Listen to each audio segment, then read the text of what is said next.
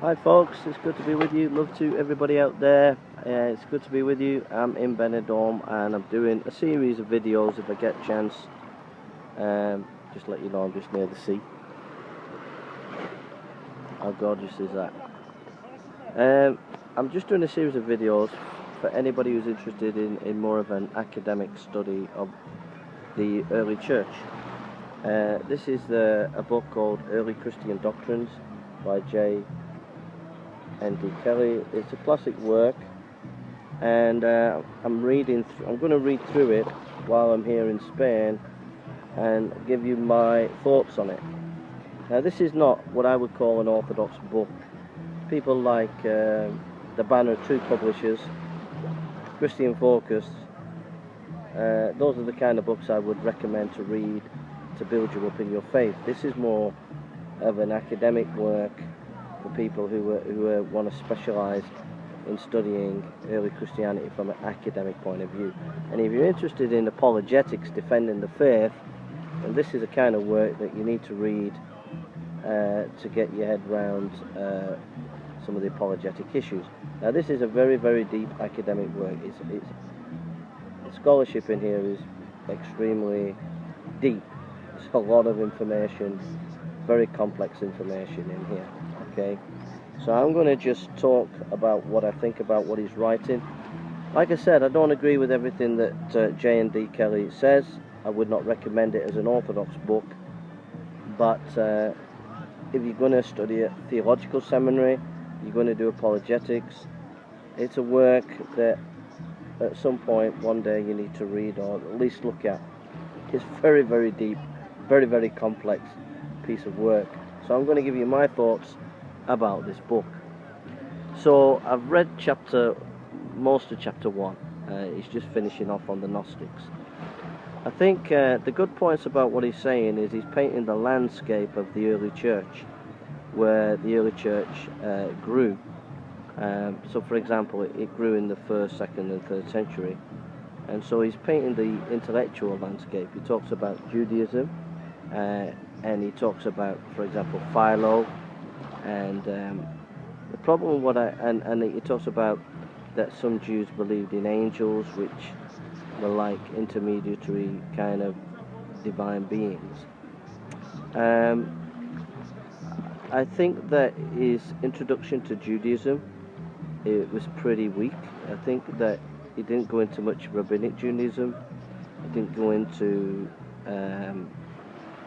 that really, so I thought he was a bit weak there. I also thought he was a bit weak in that he didn't go into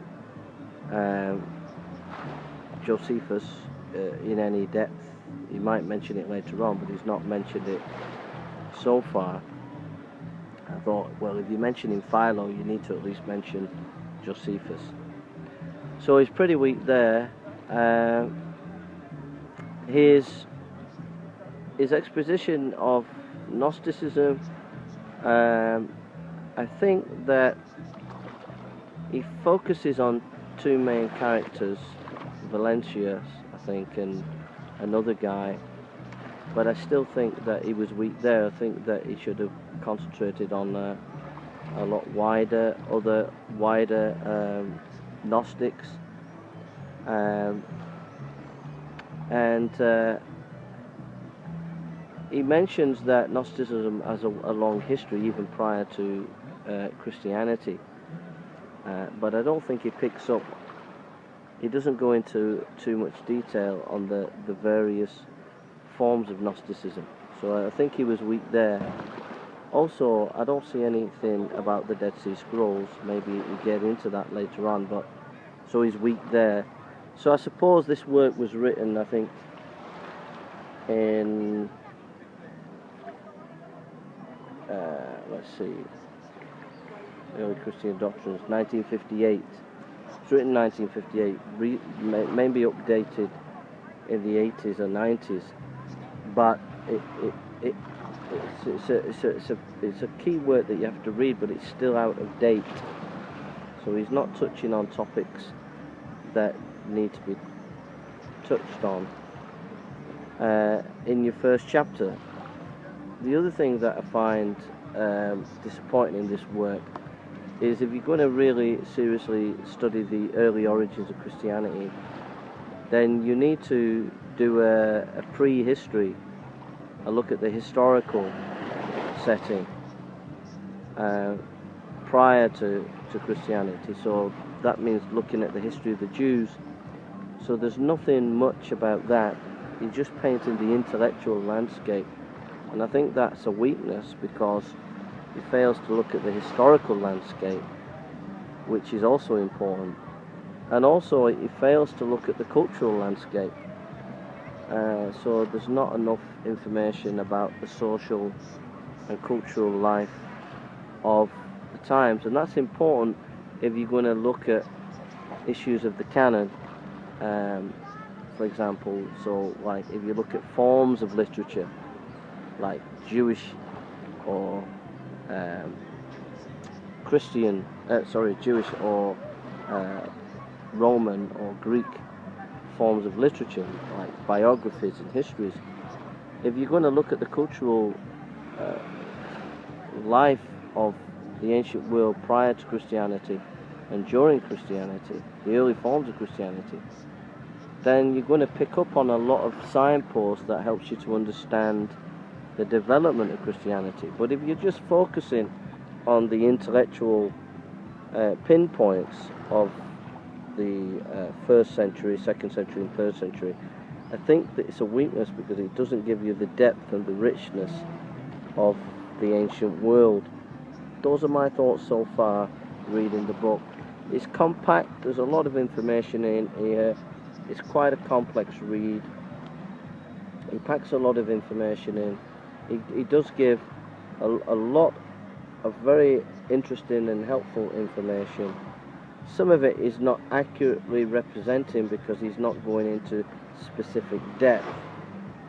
For example, the Gnostics, he's going into depth in a couple of Gnostics, but he's not unpacking the wider implications of Gnosticism and variety of Gnosticism. For example, there was kind of philosophical Gnosticism, there was kind of a Jewish Gnosticism, and it needs to go into depth if you're going to expound that.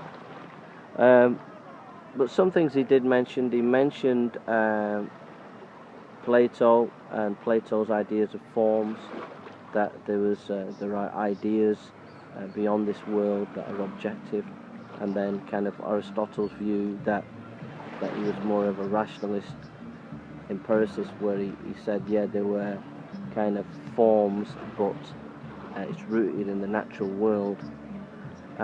He went into Neoplatonism, which was a mixture of Plato's ideas and kind of esoteric kind of religions.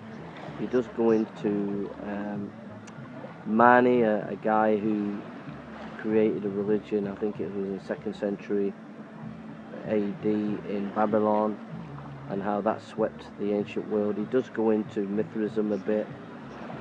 Again, not giving you a full outline of Mithraism, but it gives you some interesting points where there were blood sacrifices of bulls, and that was kind of initiation for people, where they were bathed in blood as a baptism that give them a sense of experience.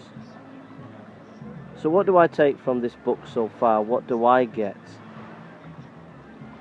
What I get is that Christianity, when it was birthed, when the Lord died and rose again, and when the apostles were preaching the gospel, it wasn't in a vacuum. There were these other intellectual currents, and Christianity had to enter the arena. And it's important to understand what that arena was, because when you're looking at the early church fathers, you'll understand where they're coming from. Like, for example, if you read Irenaeus goes into a lot of what the Gnostics are. And if you understand a bit of the Gnostics, you can understand, like the early church fathers, what they're talking about. So it's interesting that Irenaeus, who's like despised in the academic world for understanding Gnosticism, gives a better representation of Gnosticism than this academic J.D. Kelly. So those are my thoughts, folks. Hope it's a blessing to you. God bless. This is for apologists and theology students going to theological college. Hope it's an interest to you. God bless and take care. Bye now.